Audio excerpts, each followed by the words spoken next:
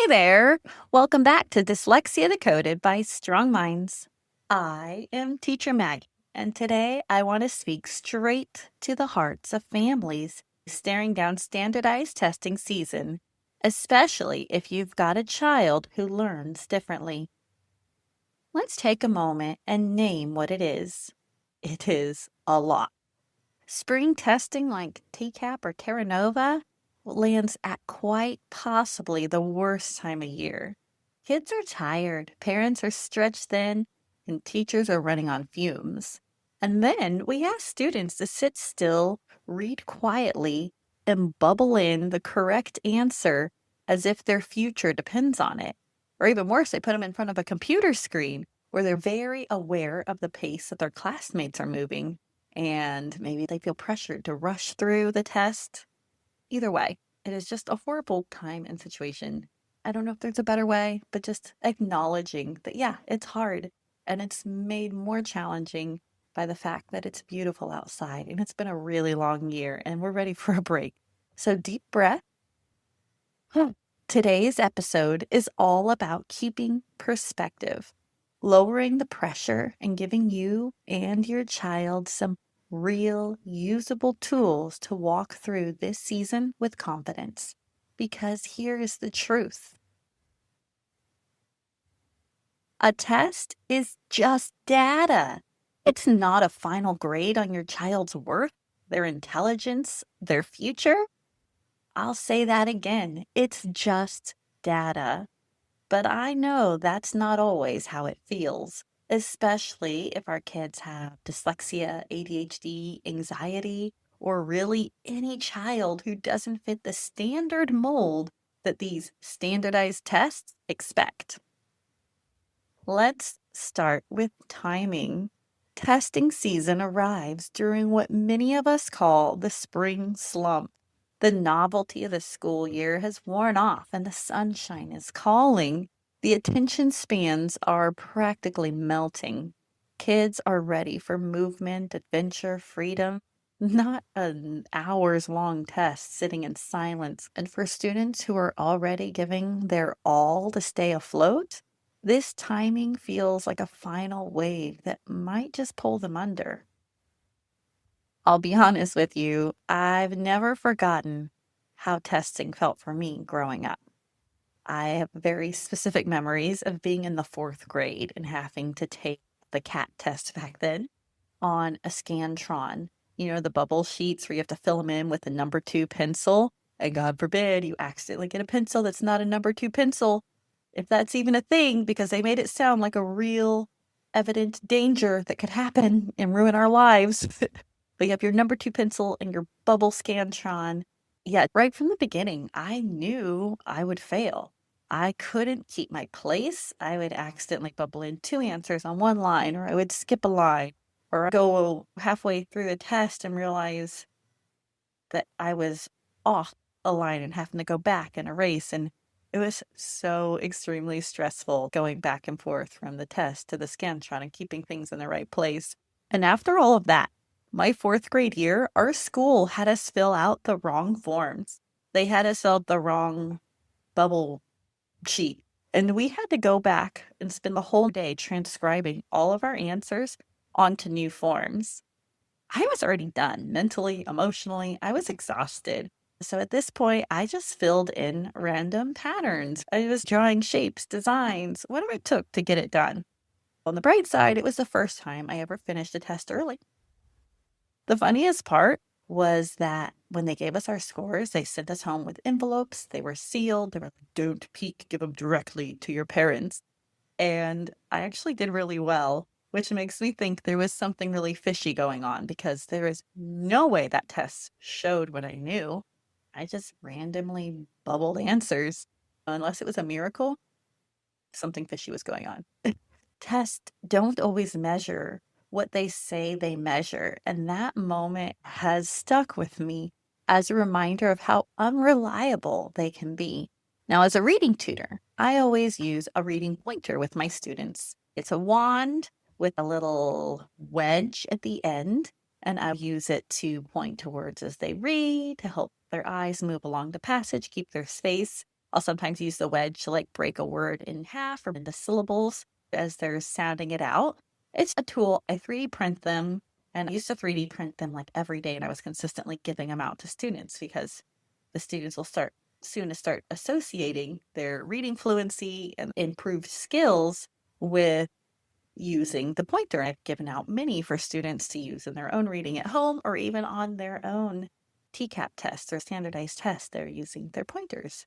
It kind of makes me think about Dumbo. Dumbo holds onto his feather. And as long as he was holding that feather at the tip of his trunk, as long as he was holding onto the feather, he could do anything. He could do the impossible. He could fly because he was holding onto that feather, and it gave him the confidence to believe in himself. This pointer has become that tool to a lot of my students. It's something they can hold on to, slow them down, calm their focus, build confidence, and a small tool can make a big difference. Now, your tool, your Dumbo's feather, doesn't have to be a reading pointer like what I use. It could be a special pencil, a quiet phrase they say to themselves, or a routine before a test like saying a prayer. I know praying has got me personally through many tests. Small things matter, and they remind our kids that they are not powerless. They can have control over something, even if it's the color of their pencil or their own self talk before a test.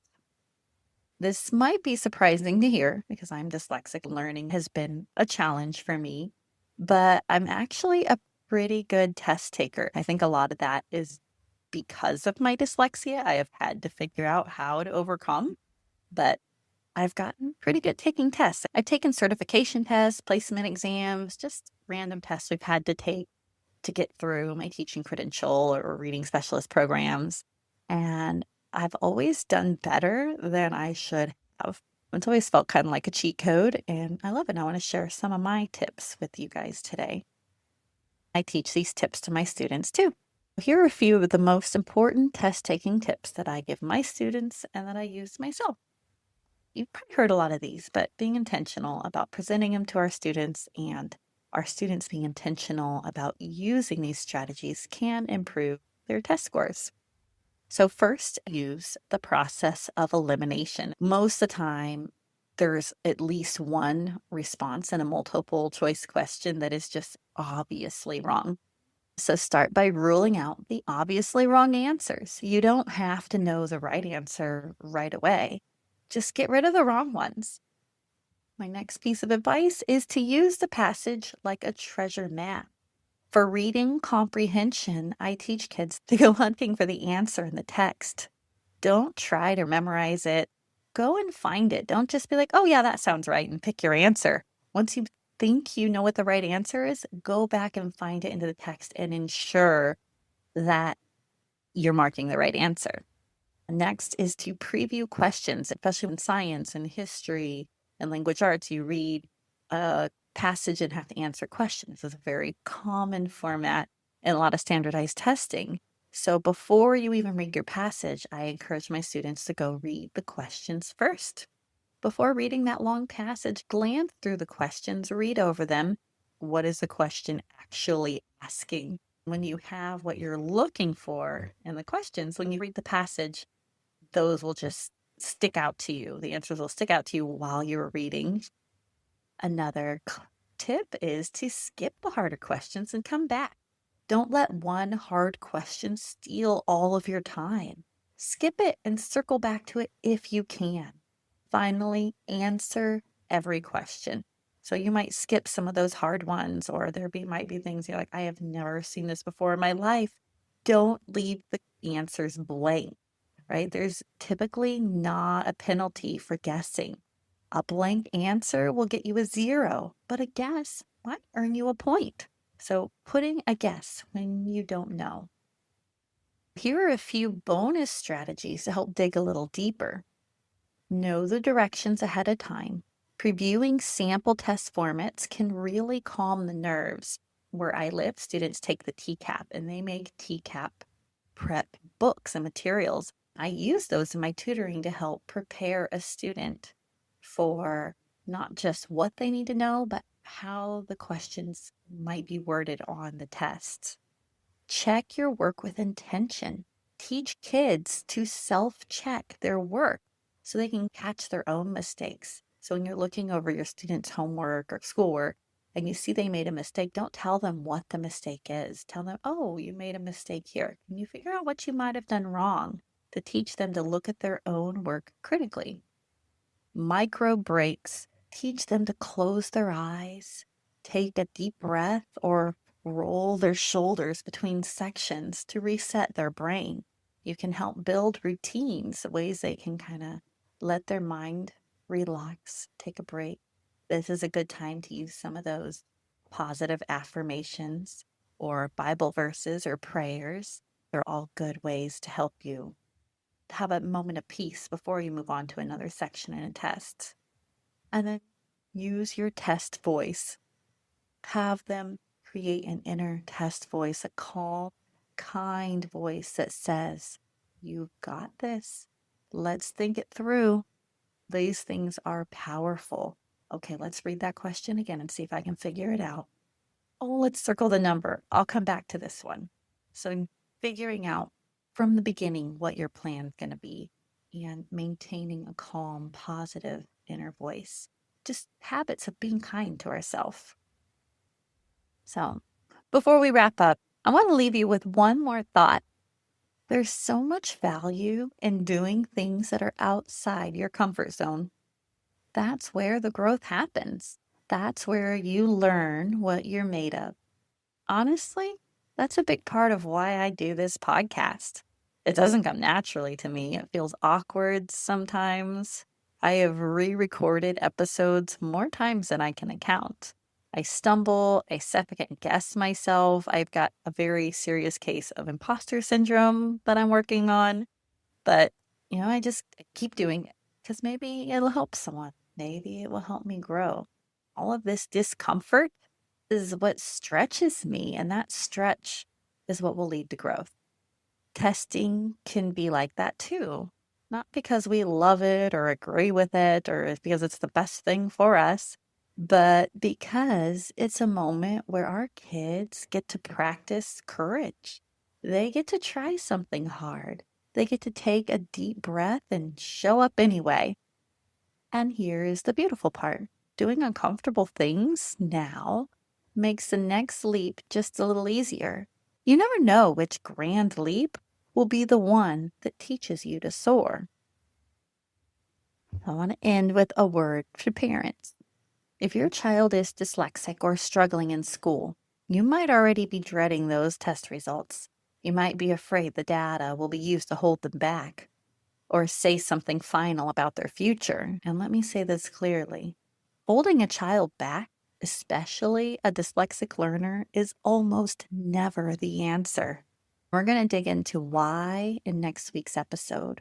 We'll talk about the research, the reality, and what really helps struggling readers move forward. But for today, just remember this. You don't have to protect your child from the test. You just need to remind them that they are more than the test. Way, way more. Testing season is hard, but you're not walking it alone. You're the steady voice. Testing season is hard, but they are not walking it alone. You are the steady voice in your child's ear. You are the safe landing at the end of a long day. Celebrate the effort, praise the courage, and when it's all over, ice cream, have a movie night, or just dance it out in the kitchen because showing up and trying is the real win. Thank you for spending this time with me today. If this episode encouraged you, share it with a fellow parent or teacher. And don't forget to come back next week. We're going to unpack the big issue of student retention and why repeating a grade is rarely the solution. Until then, stay steady, stay kind, and remember, the data doesn't define your child. Love does.